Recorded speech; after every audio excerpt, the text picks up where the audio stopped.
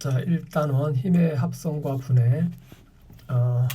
이 단원에서 우리가 힘이라고 하는 물리량을 어떻게 합성하고 분해하느냐, 그 방법에 대해서 함께 생각을 해보도록 그렇게 하겠습니다. 자, 우리가 일단 그걸 생각하기 전에 먼저 우리가 모든 물리량들은 크게 둘로 나눌 수 있다고 했죠. 스칼라량, 벡터량. 자, 이렇게 나눌 수 있는데 스칼라량은 뭡니까? 스칼라량은 크기만 갖는 양, 크기만 있는 양이죠. 예를 들어서 시간, 길이, 질량, 속력, 이런 것들이죠. 그러니까 예를 들면 이런 물리량들은 그냥 크기만 얘기해도 의사소통에 아무런 문제가 없는 거죠. 예를 들면 너 키가 몇이니? 그러면 180이야. 그러면 180이라는 크기만 얘기하면 의사소통에 아무 문제가 없는 겁니다. 거기에 무슨 다른 어떤 추가적인 요소가 들어갈 여지가 없는 거죠. 자, 반면에 벡터량이라고 하는 건 뭐냐면 크기와 방향, 방향을 함께 갖는 그런 물리량을 갖다 우리가 벡터량이라고 말합니다. 예를 들면 속도, 힘, 이런 것들.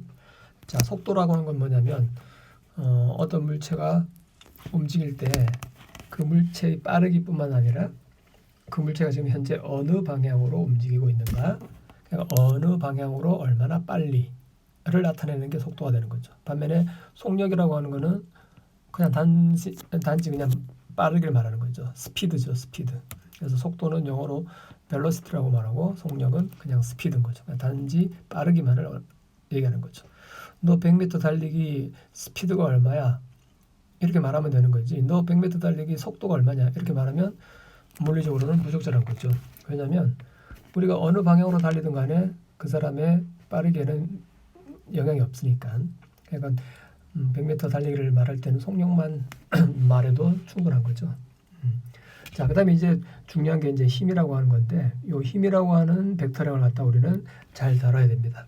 왜냐하면 물리에서 가장 중요한 게 역학이라는 학문입니다. 이 역학이라는 학문이 가장 오래되었고 그러다 보니까 가장 체계적인 학문이에요. 모든 기타 나머지 물리의 모든 부분들은 다 전자기뿐만 아니라 현대 물리의 대부분의 개념들이 전부 다 이 역학을 기초로 해서 배울 수 있는 그런 구조로 되어 있다고 하는 거죠. 그러니까 역학에서 실패하면 물리 공부에 성공할 수가 없습니다. 그래서 역학이 제일 중요한데 그 역학 중에서도 가장 중요한 게 한마디로 말하면 제일 중요한 게 뭐냐 하면은 뉴턴의 운동법칙입니다. 뉴턴의 운동법칙 중에서도 중요한 게 뭐냐? 힘이라는 거죠. 힘이라고 하는 게 가장 중요한 개념. 물리에 매우 많은 물리량들이 있는데 그 많은 물리량들 중에서 제일 중요한 걸 하나 고르라고 하면 힘이라는 거예요. 단연코 힘. 그런데 이 힘은 벡터다. 힘은 크기만으로는 표시하는데 이 힘을 다루는 데 문제가 있는 거죠. 그래서 힘은 반드시 방향이 있어야 돼요. 같은 크기라도 하더라도 방향이 어떻게 되냐에 따라서 그 힘의 효과가 달라진다라고 하는 거죠. 그렇기 때문에 반드시 힘은 방향을 함께 표시해 줘야 되는 중요한 벡터량이다라고 하는 거죠. 그래서 이 힘의 합성과 분해를 공부하기 위해서 일단 우리가 그 벡터에 대해서 먼저 생각을 해보는 거죠. 자, 우리가 물리관에서 배웠는지 모르겠는데 모든 벡터는 전부 다 화살표 하나로 다 표시할 수 있죠. 그죠? 이 화살표의 길이가 벡터의 크기가 되는 거고 화살표의 방향, 머리가 벡터의 방향이 되겠죠. 방향. 그래서 화살표를 갖다 우리는 벡터 도형이다 이렇게 또 얘기를 합니다. 그래서 그러면 이 벡터를 갖다 이제 우리가 스칼라랑하고 다른 것은 스칼라는 그냥 하나 더하기 하나는 둘이 되는 거죠. 하나 빼기 하나는 0이 되는 거고 지금까지 우리가 상식적으로 그냥 사회에서 그냥 지금까지 익숙해 있는 그런 덧셈 뺄셈법 사칙 연산이 그냥 그대로 성립하는 게 바로 그냥 스칼라량입니다. 근데 벡터량은 크기만 아니라 방향도 함께 더해줘야 되기 때문에 방향까지 더하고 빼고 해줘야 되기 때문에 스칼라식으로 해서는 안 된다라고 하는 거죠. 그래서 벡터를 어떻게 더하고 빼고 할 거냐는 거 이런 것들을 알아야 되는데 일단 힘의 합성과 분해 이 단어는 우리가 잘 이해하기 위해서는 이 벡터의 덧셈 뺄셈을 잘 알고 있어야 되는 거죠. 이걸 일단 안다라고 전제를 해서 수업을 진행을 해야 될 것 같습니다. 자, 그럼 이제 힘도 벡터니까 그럼 이제 우리는 힘이라는 벡터를 갖다 이렇게 나타낼 수 있겠죠. 힘이라는 벡터 F 이렇게 하면 힘이라는 벡터가 이 크기로 비스듬하게 45도 방향으로 지금 작용하고 있다 이렇게 되겠죠. 힘이라는 벡터 이게 이제 F1이라는 힘이고 그 다음에 F2라고 하는 힘이 이렇게 작용하고 있다. 자, F2라는 힘은 이렇게 작용하고 있다고 하면 이 두 개의 힘을 갖다가 더하는 문제 이걸 한번 생각해 보자는 거죠. 자, 이걸 더하는 게 이제 힘의 합성입니다. 그러니까 힘의 합성이라고 하는 것은 두 개 이상의 힘을 더해서 그 두 개와 똑같은 결과를 만들어낼 수 있는 하나의 힘을 찾는 거, 구하는 거 이걸 갖다 우리는 힘의 합성이라고 얘기를 합니다. 자, 그러면 힘의 합성은 어떻게 구하느냐? 그냥 우리가 앞에서 벡터의 덧셈법을 따라서 구하면 되는 겁니다. 벡터를 더한다는 얘기는 뭐예요? 그 두 개를 더하면 그 결과가 하나가 만들어지잖아요. 그죠? 그 하나가 바로 합성된 결과라는 거예요. 합성 벡터다라고 말하는 거죠. 그러니까 그냥 더하는 문제입니다. 두 개를 그냥 더하면 돼요. 자, 그럼 이제 우리가 두 개를 더할 때는 어떻게 했습니까? 생각나죠? 자, 벡터 두 개를 더할 때는 방법이 두 가지가 있죠. 벡터의 덧셈법에는 두 가지가 있죠. 하나가 뭐예요? 평행사변형법. 사변형. 그 다음에 하나는 삼각형법. 두 가지가 있었죠. 자, 그래서 평행사변형법을 쓸 때는 어떻게 합니까? 이거를 쓸 때는 꼬리가 만나야 되는 거죠. 꼬리와 꼬리가 만나야 된다는 거. 그 다음에 삼각형법을 쓸 때는 머리와 꼬리가 만난다는 거죠. 머리와 꼬리가 만난다. 이 중요한 조건 이걸 갖다가 잘 생각해야겠죠. 자, 그래서 지금 F1, F2 두 개를 갖다 한번 평행사변형법으로 더해보면 어떻습니까? 첫 번째 평행사변형법으로 더해보면 그대로 가져오는 거죠. 벡터는 가져오는 동안에 방향이 틀어지면 안 되겠죠. 그대로 가져오고 F2 그대로 가져옵니다. F2 가져와서 한 점에서 만나게 했죠. 한 점에서. 그래서 꼬리와 꼬리가 지금 한 점에 만났죠. 자, 이랬을 때 이 점을 중심으로 두 개가 만났기 때문에 두 개의 이웃한 변이 만들어졌죠. 그럼 우리가 평행사변형이라는 것은 서로 마주보는 두 변이 평행한 거니까 이걸 평행하게 그다음에 F1과 평행하게 이렇게 해주면 한 개의 평행사변형이 만들어져요. 오로지 하나만 유일하게 하나의 평행사변형만 만들어지죠. 지금 상황에선 이랬을 때 마찬가지로 꼬리 쪽에서 머리 쪽으로 바깥쪽으로 이렇게 화살표를 그려주면 이게 바로 합벡터다라고 하는 거죠. 그래서 두 개를 더한 결과가 바로 요 벡터다라고 하는 거죠. 대각선의 길이가 바로 합성 벡터의 크기고 대각선의 방향이 합성 벡터의 방향이 되겠다라고 하는 거죠. 자, 그런데 이제 여기서 우리가 이게 이제 대각선이 된다는 걸 알았는데 그러면 대각선의 길이는 얼마가 되느냐? 즉 다시 말해서 합성 벡터의 크기는 얼마가 되느냐는 거 이런 문제를 또 이제 생각해 볼 수 있는데 이것도 그렇게 어렵지는 않습니다. 여러분들 필요한 수학적 지식은 그냥 피타고라스 정리 하나만 알고 있으면 돼요. 사실은 피타고라스 정리 하나 하고 삼각함수 사인 코사인만 알면 그 크기도 구할 수 있는데 일단 지금은 한번 구해볼까요? 그러면 자 이걸 해봅시다. 그럼 이 크기 F가 얼마가 되느냐? 우리 교과서에는 지금 뭐 그냥 직각인 경우 직각으로 만나서 대각선을 구하는 그런 간단한 문제만 지금 되어 있는데 일반적으로 직각이 아닌 일반적인 경우를 지금 생각해야 되기 때문에 자, 이 경우에 그럼 이제 우리가 이 F의 크기를 어떻게 구하느냐는 거죠. 자, 이걸 구하기 위해서 일단 요 사이각을 갖다 우리가 세타라고 두자라고 하는 거죠. 자, 그랬을 때 이 F2 벡터의 연장선을 버려. 그 다음에 요 합성 벡터 F의 머리에서 수선의 발을 갖다 이렇게 긋는 거죠. 이렇게.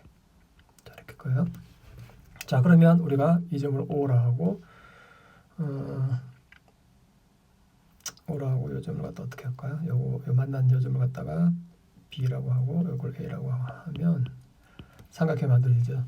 삼각형 OAB, 그죠? OAB. 그다음에 여기를 또 C라고 할까요? 자, 그럼 삼각형 OAB에서 우리가 알 수 있는 게 뭐죠? 일단 그 삼각형 말고 일단은 요 ACB, 삼각형 ACB에서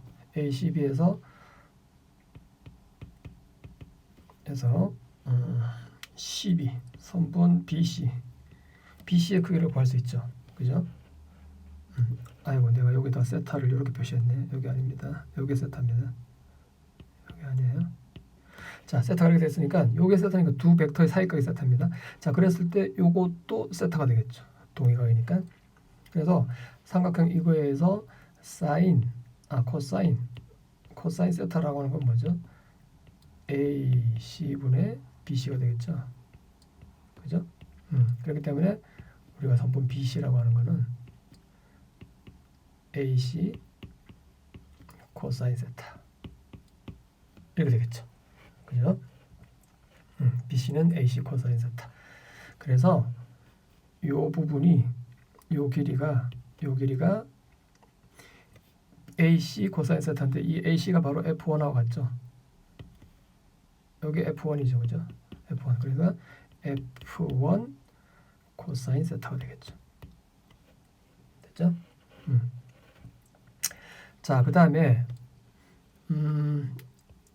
요 삼각형에서 똑같은 삼각형에서 AB라고 하는 거 AB는 어떻게 될까요?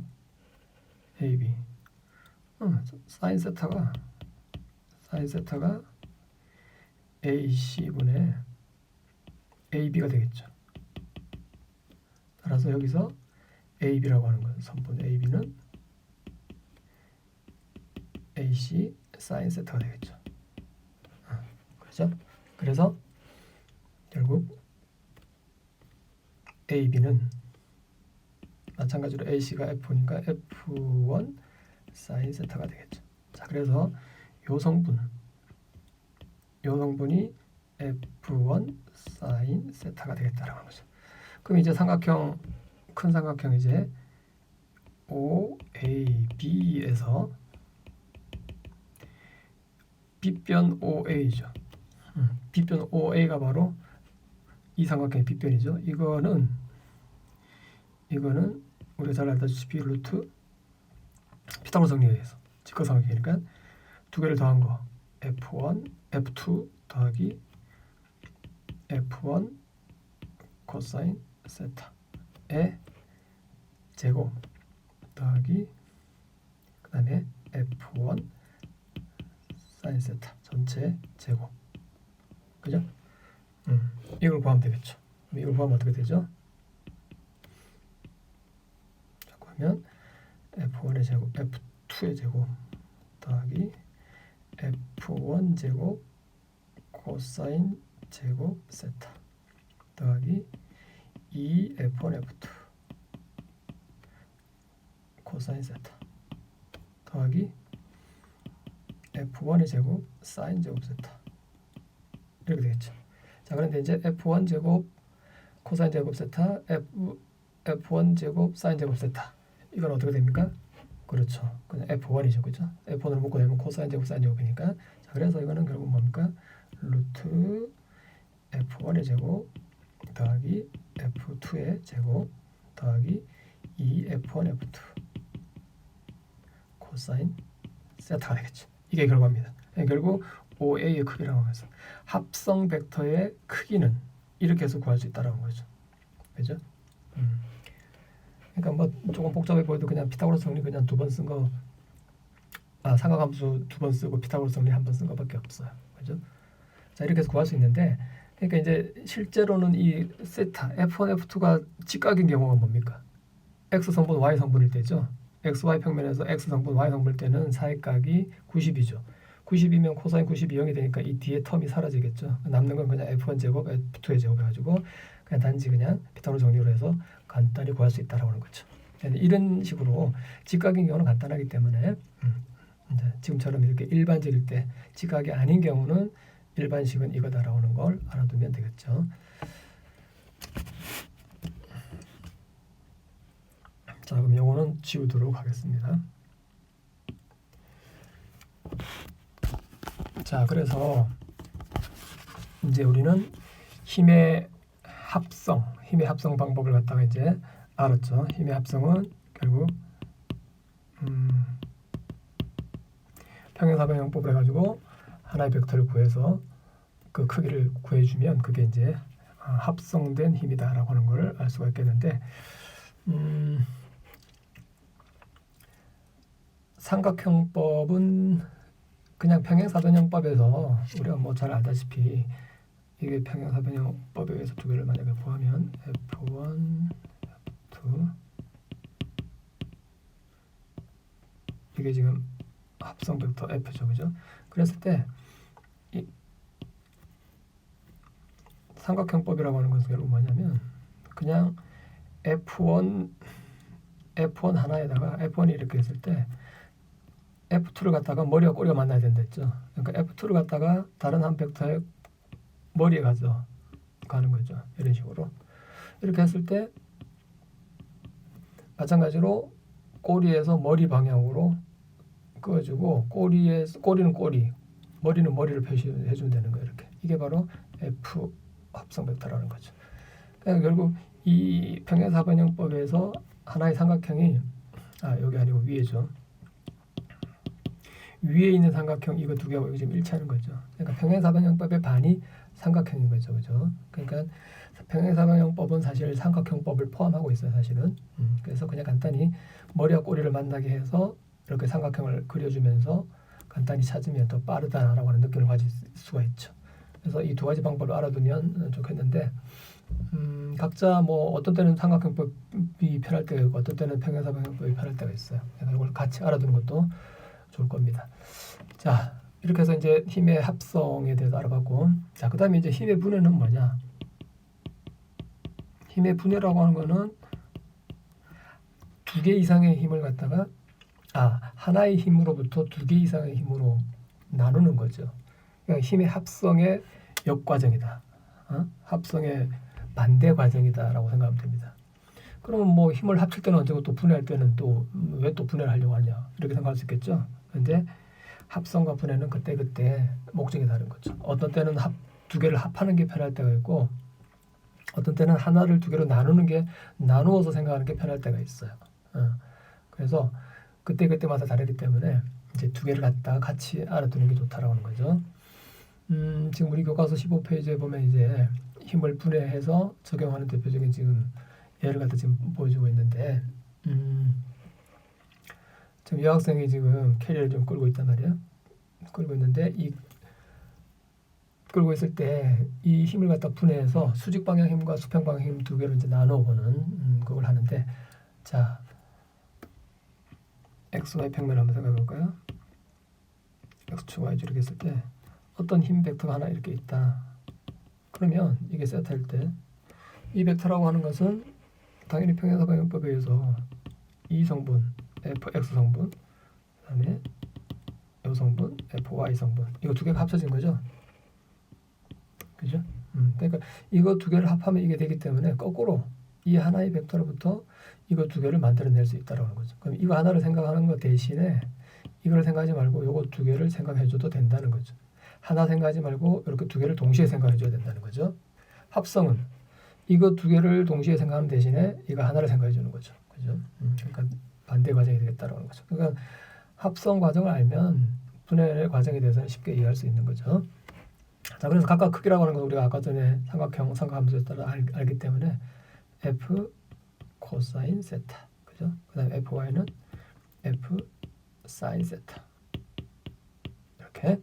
그래서 각각의 크기도 이제 분해된 벡터의 크기도 각각 얼마인지 알 수가 있겠다라고 하는 거죠. 자, 그러니까 지금 뭐 이 학생과 같은 경우에 이게 지금 200이라 했잖아요, 그죠? 200 뉴턴이고 요 세타 값이 지금 60이라고 했으니까 그냥 대입하면 되는 거죠. 그러면 요거는 얼마가 되겠죠? 200에다가 곱하기 코사인 60은 2분의 1이니까 100 뉴턴 이렇게 되겠죠.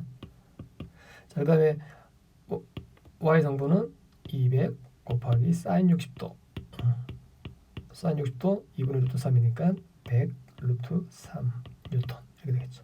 그죠? 그래서 각각 성분을 갖다가 확인할 수가 있다라고 하는 거죠. 자, 그다음에 이제 뭐 16페이지 이거는 이제 모논종에다 한번 실제 한번 직접 작도하면서 한번 해보라는 그런 거고, 17페이지 이 용수철 3개 갖다가 이렇게 힘의 평형 실험하는 거, 이거는 뭐 초등학교 때도 나오는 그런 실험이죠.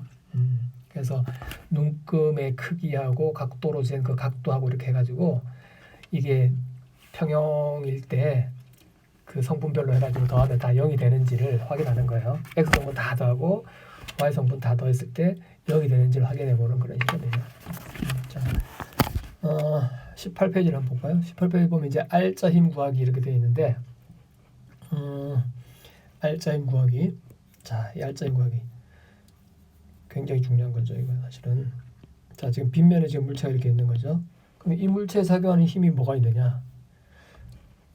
이 물체에 작용하는 R자 힘을 구하시오. 이렇게 됐을 경우 우리는, 자, R자 힘이라고 하는 건 뭡니까? 2개 이상의 힘이 작용할 때 하나의 힘을 구하는 거죠. 그죠? 그러니까 R자 힘을 구하려면 뭐가 필요한 거죠?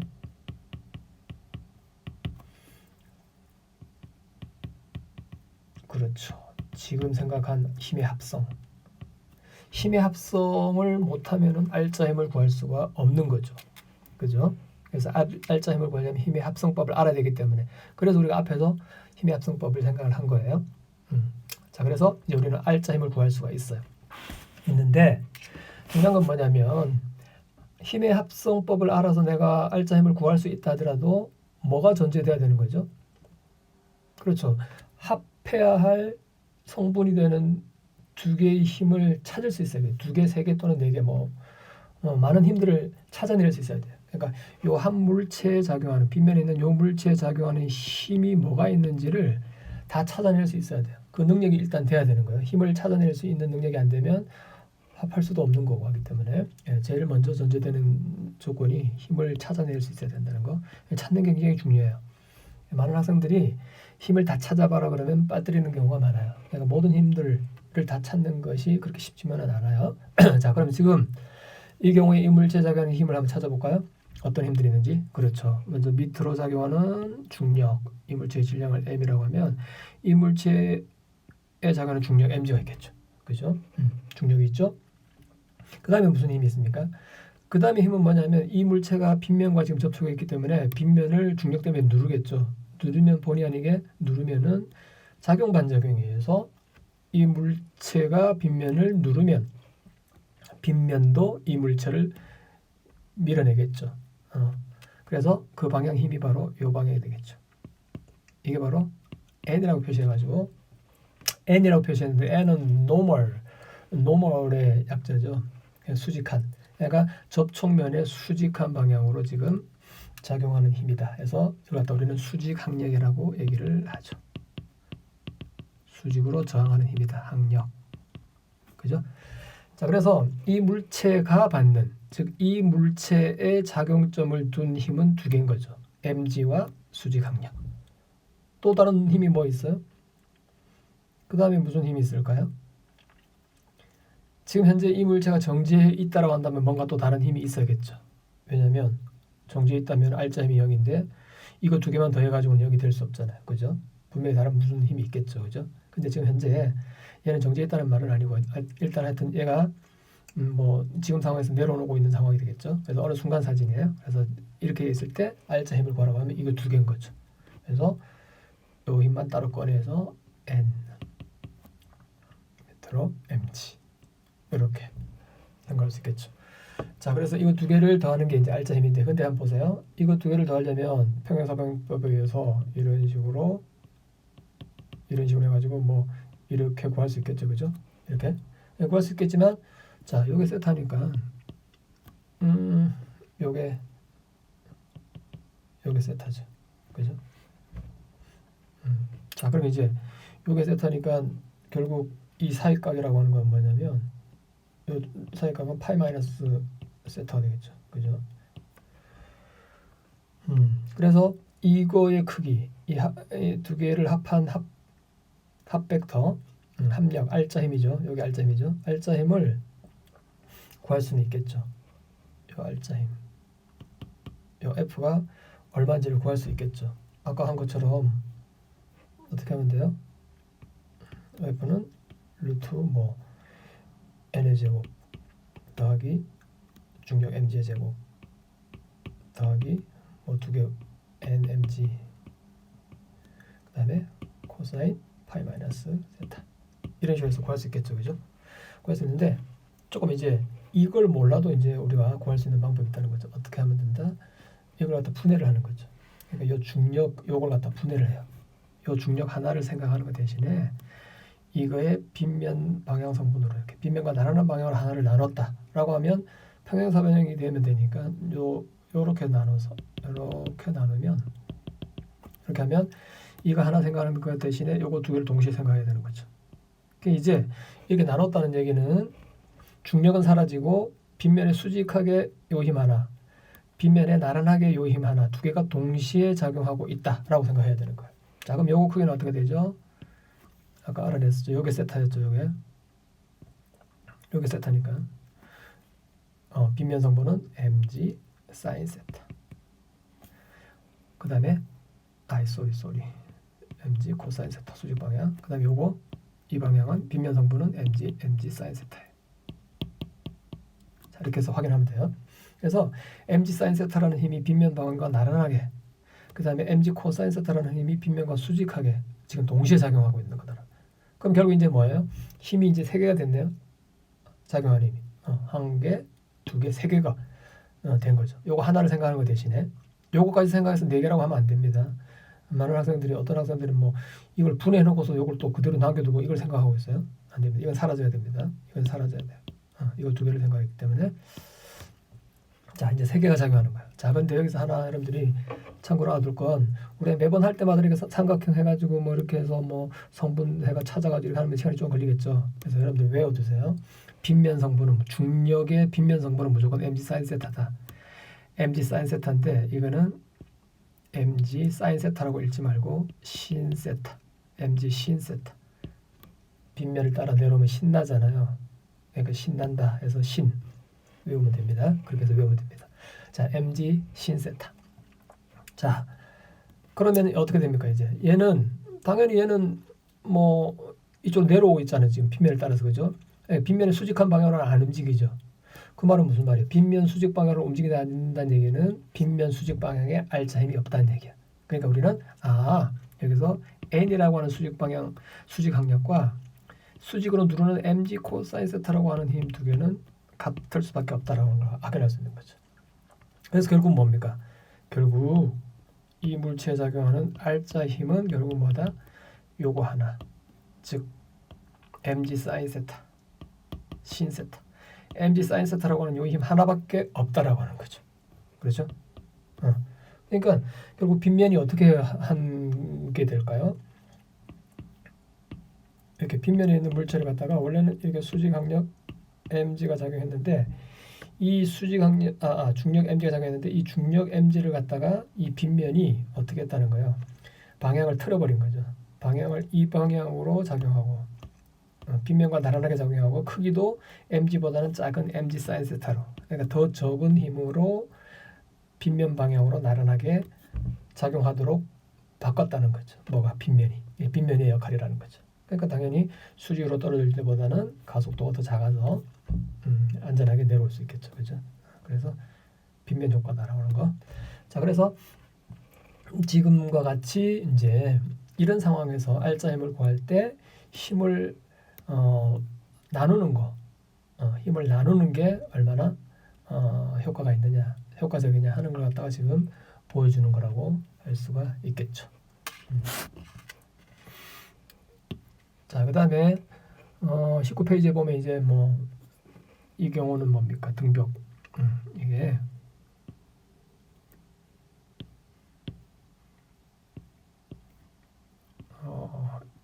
이렇게 해서 정지해 있는 경우죠, 지금. 자, 이랬을 때 정지해 있다는 얘기죠. 정지면은 뭐죠? 알자 힘이 0이라는 거죠. 그래서 그러면 알자 힘이 모든 힘이 다 합력이 0이 돼야 되는데, 그러면 이 사람한테 작용하는 힘이 뭐가 있느냐? 질량의 m이라고 하면 이 사람한테 작용하는 힘은 당연히 중력 mg가 있겠죠. 그 그다음에 줄을 잡아당기고 있으니까 줄도 이 사람을 잡아당기겠죠, 위로. 그래서 작용 반작용에서 이 줄이 잡아당기는 힘, 장력 있겠죠. 자, 이거 두 개만 있으면 평행이 안 되겠죠. 그렇죠. 그래서 이 사람 발로 지금 이걸 갖다 이렇게 누르고 있잖아요, 그죠? 벽을 누르고 있으니까 이 벽도 이 사람 발을 밀어 올려야겠죠. 밀어 올리는 힘. 그래서 밀어 올리는 방향에 이 힘, 수직항력 N이 있겠죠. 그래서 수직항력 N과 장력과 중력, 이 세 개가 평형을 이루고 있다라고 하는 거죠. 이 세 개가. 그래서 이걸 분해, 장력을 분해하면 이 성분 되겠죠. 이렇게. 그 다음에 수직항력을 분해하면 이 성분이 되겠죠. 그러면 이거 두 개를 더한 게 이거하고 같아져야겠죠. 그 다음에 이거 두 개는 또 같아야겠죠. 빨점이 0이 되려면 이거 두 개밖에 없으니까, 그죠? 그래서 장력의 수평 성분, 수직항력의 수평 성분은 같을 거고 두 개의 수직 성분의 합이 중력하고 같다라고 하는 거죠. 이렇게 해서 x, y 방향으로 성분을 분해를 하면 이게 0이 되는 조건들을 갖다 쉽게 찾아낼 수 있다라고 하는 걸 알 수 있겠죠. 이렇게 해서 힘의 장력들을 갖다 구하는데 이걸 이용할 수가 있다라고 하는 거죠.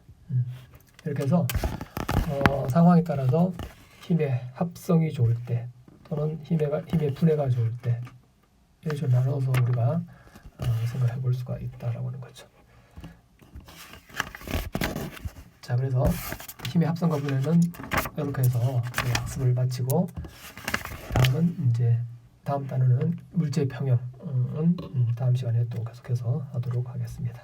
수고했습니다.